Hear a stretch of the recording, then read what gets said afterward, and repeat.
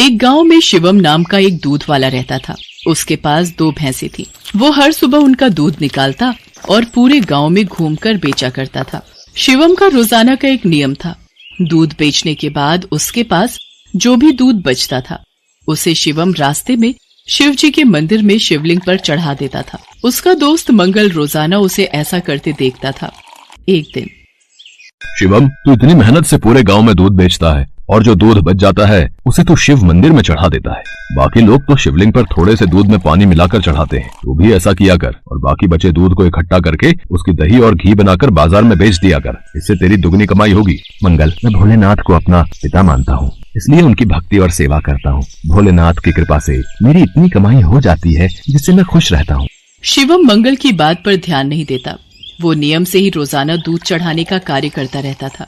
एक दिन मंदिर के पंडित जी ने शिवम से कहा, शिवम, तू हर दिन महादेव का दूध से अभिषेक करता है। तेरी क्या मनोकामना है जिसके लिए तू ये सब कर रहा है? पंडित जी, मुझे भोलेनाथ से कुछ नहीं चाहिए। मैंने कई बार कुछ लोगों को दूध में पानी मिलाकर चढ़ाते देखा तो मुझे लगा भोलेनाथ पानी मिला दूध पीकर कमजोर न हो जाए, इसलिए मैं उनको दूध चढ़ा देता हूँ। अच्छा, फिर ठीक है। एक दिन गांव में तेज बारिश हो रही थी। बारिश के कारण शिवम दूध बेचने नहीं जा सका। उसका आज सारा दूध बच गया था।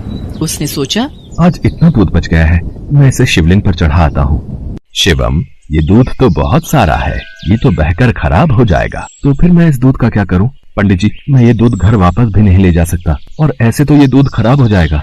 तुम एक काम क्यों नहीं करते? तुम इस सारे दूध की खीर बनाकर भोलेनाथ को भोग लगाकर गांव में खीर का प्रसाद बांट दो, इससे तुम्हें पुण्य मिलेगा। पंडित जी, ये तो आपने बहुत अच्छा विचार बताया है। मैं अभी जाकर बाजार से खीर का सामान लेकर आता हूँ। शिवम को पंडित जी की बात अच्छी लगी और वो बाजार से खीर बनाने का सामान ले आया। शिवम ने खीर बनाकर भगवान शंकर को भोग लगाया और सारे गांव में खीर का प्रसाद बांटा। इधर कैलाश पर्वत पर भगवान भोलेनाथ के मुख पर खीर लगी देख माँ पार्वती उनसे बोली, ये तो जरूर भगवान कृष्ण की भेजी हुई कोई चमत्कारी गाय दिखाई पड़ती है, जैसे उनका कोई आशीर्वाद हो। देवी पार्वती, ये मेरा प्रिय भक्त शिवम है। इसकी निश्चल भक्ति ने मेरा मन जीत लिया है। ये मुझे अपना पिता मानकर मुझे प्रतिदिन दूध और खीर का भोग लगाता है। ये मेरी चिंता करता है और मुझे बिना पानी मिला दूध चढ़ाता है। मेरे भोले भाले भक्त की भावना देखो, ये समझता है कहीं मैं पानी मिला दूध पीने से कमजोर न हो जाऊं, इसलिए ये दूध से अभिषेक करता है। प्रभु, फिर तो अपने इस भक्त पर कृपा करने के लिए हमें इसकी परीक्षा लेनी चाहिए। तो देर किस बात की देवी पार्वती, हम अभी पृथ्वी पर चलते हैं और अपने भक्त शिवम की परीक्षा लेते हैं। भगवान शिव और देवी पार्वती ने सेठ सेठानी का भेष बना लिया और शिवम के घर पहुंच गए। नमस्ते जी, कहिए आपको मेरे से क्या काम है? हमने तुम्हारे बारे में बहुत सुना है। तुम बहुत ताजा और शुद्ध दूध बेचते हो, इसलिए हम तुमसे दूध खरीदना चाहते हैं। तुम रोजाना अपना सारा दूध हमें बेच दिया करो। हम हर दिन तुम्हारा सारा दूध खरीदेंगे और तुम्हें दूध बेचने के लिए पूरे गांव में भागना भी नहीं पड़ेगा। हमारे लोग यहीं से दूध ले जाएंगे और पैसे तुम्हें दे देंगे।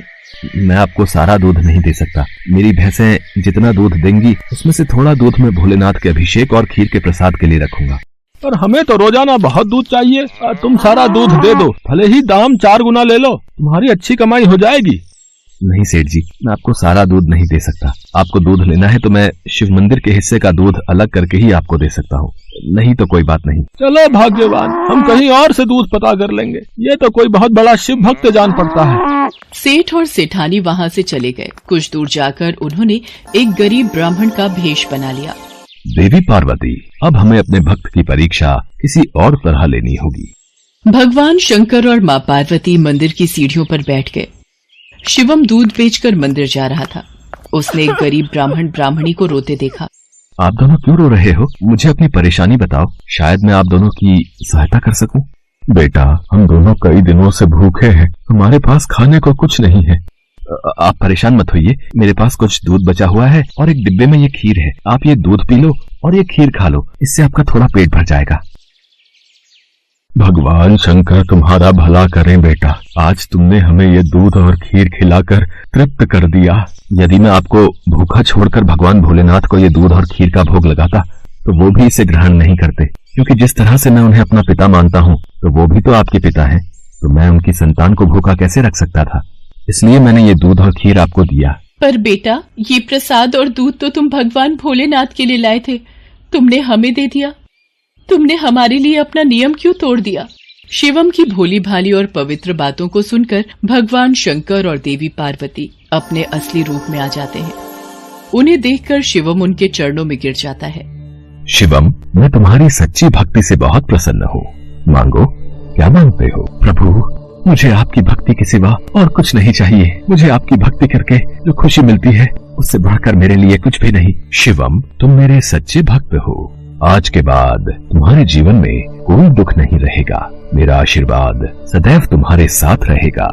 शिवम को अपना आशीर्वाद देकर भगवान शंकर और माँ पार्वती अंतर्ध्यान हो जाते हैं। उस दिन के बाद शिवम का जीवन सभी प्रकार के सुखों से भर जाता है।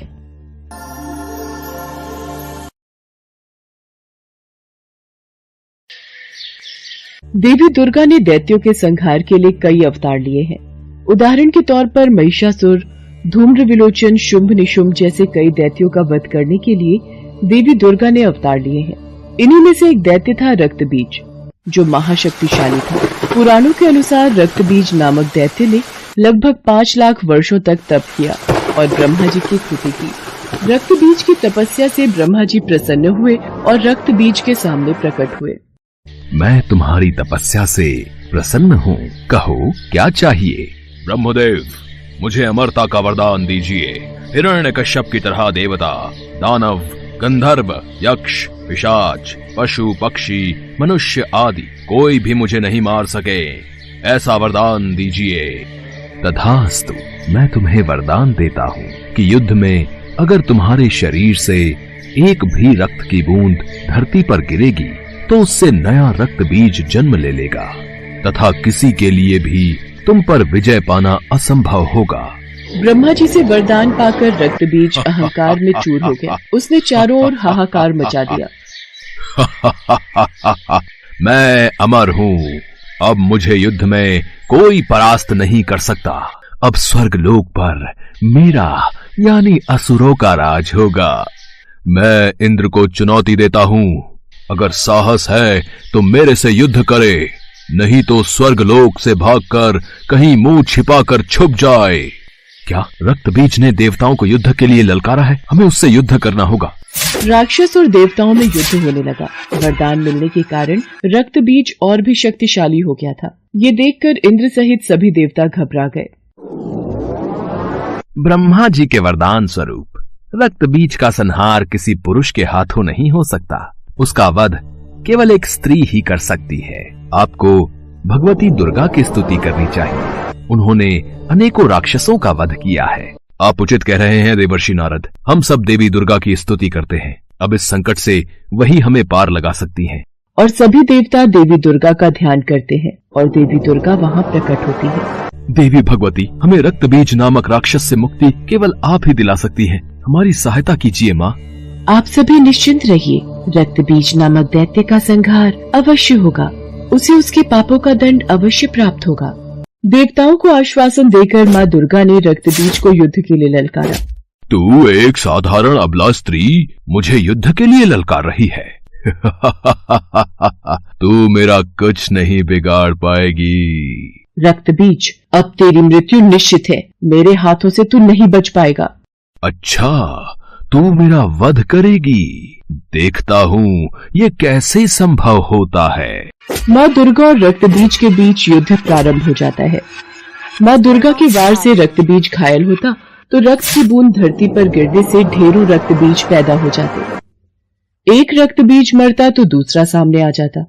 माँ दुर्गा उसके अंग काटती तो धरती पर रक्त की बूंदें गिरकर फिर से रक्तबीज सामने आ जाता। ये सब क्या हो रहा है? ये रक्तबीज मारा क्यों नहीं जा रहा? नारायण नारायण। माते, रक्तबीज का वध करने के लिए रक्तबीज के रक्त को पीना होगा ताकि वो धरती पर ना गिरे। ब्रह्मा जी के वरदान के अनुसार रक्तबीज का रक्त पृथ्वी पर गिरते ही अनेकों रक्तबीज पैदा हो जाएंगे। इसका संहार करने के लिए ऐसा कुछ करना होगा ताकि रक्तबीज का रक्त पृथ्वी पर ना गिरे। अच्छा, तो ये बात है। देवर्षि नारद, इसके लिए मुझे चंडिका को बुलाना होगा। देवी पार्वती को माँ काली का रूप धरना होगा ताकि वो इस दानव का रक्त पान कर सके। तत्पश्चात मैं इस राक्षस का संहार करूंगी। इसके लिए तो देवताओं को देवी पार्वती से विनती करनी होगी कि वो माँ काली का अवतार लेकर इस दानव का विनाश करें। सभी देवता माँ पार्वती का आह्वान करने लगे। देवी पार्वती देवताओं के समक्ष प्रकट हुई। देवी पार्वती, आपको काली रूप धरना होगा ताकि जब भी मैं इस राक्षस पर प्रहार करूं, आप इसका रक्त खप्पर में लेकर रक्तपान करो। आप चिंता मत करो देवी दुर्गा, मैं इस दानव के रक्त की एक बूंद भी धरती पर नहीं गिरने दूंगी।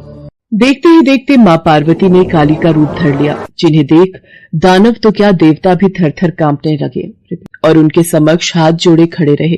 माँ काली ने दैत्यों का गिरता रक्त पीना शुरू कर दिया। इससे नया दैत्य उत्पन्न नहीं हो रहा था। माँ काली ने अपना मुंह विकराल कर लिया। उन्होंने कई राक्षसों को निगल लिया। माँ काली का क्रोध बढ़ता ही जा रहा था। सब दैत्य मारे जा चुके थे, केवल रक्त बीज का वध होना ही बाकी था। देवी दुर्गा की जय, देवी काली की जय। हे कालिके, रक्त बीज का वध तभी होगा जब इसके शरीर का सारा रक्त बाहर निकल जाएगा। आपको रक्त बीज के रक्त का रक्तपान करना होगा और ध्यान रहे कि रक्त बीज के रक्त की एक बूंद भी धरती पर न गिरने पाए। ऐसा ही होगा देवी दुर्गा। देवी दुर्गा और रक्त बीज में युद्ध होने लगता है। रक्त बीज देवी दुर्गा के प्रहार से बच रहा था। देवी दुर्गा ने रक्त बीज की भुजाओं पर वार किया। माँ काली ने रक्त को खप्पर में ले लिया और रक्तपान किया। देवी दुर्गा ने रक्त बीज के सिर को काटकर धड़ से अलग कर दिया और खप्पर में रख दिया। माँ काली ने सारा रक्त पी लिया। हे कालिके, आपकी मुंडमाला के लिए मैं रक्त बीज का ये मुंड आपको भेंट करती हूँ। मुझे रक्त चाहिए, मुझे दानवों के मुंड चाहिए, मुझे रक्त दो, मुझे दानवों के मुंड दो।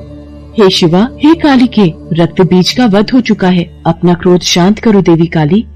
मुझे दानवों का रक्त दो, मुझे दानवों का मुंड दो, मुझे दानवों का रक्त दो, मुझे दानवों का मुंड दो। कालिके को रोकने का एक ही उपाय है, भगवान शिव, वही काली के क्रोध को शांत कर सकते हैं। देवाधिदेव महादेव, माँ काली का क्रोध बढ़ता ही जा रहा है। उन्हें रोका न गया तो उनके क्रोध से पूरी सृष्टि का विनाश हो जाएगा।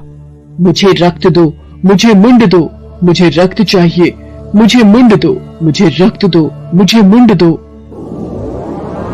देवी काली का क्रोध आक्रामक हो गया था। देवी काली क्रोध की अग्नि में बढ़ती जा रही थी। उनका क्रोध शांत नहीं हो रहा था। अचानक भगवान शिव धरती पर लेट जाते हैं और देवी काली का पैर उनके ऊपर पड़ जाता है और भगवान शिव को अपने चरणों में पड़ा देख देवी काली की जीभ बाहर आ जाती है और वो अपने वास्तविक रूप में आ जाते हैं। महादेव, आप मुझे क्षमा कीजिए, मैंने क्रोध में आपकी ओर देखा नहीं। उसके पश्चात सभी देवी देवता भगवान शंकर और माता पार्वती पर फूलों की वर्षा करते हैं।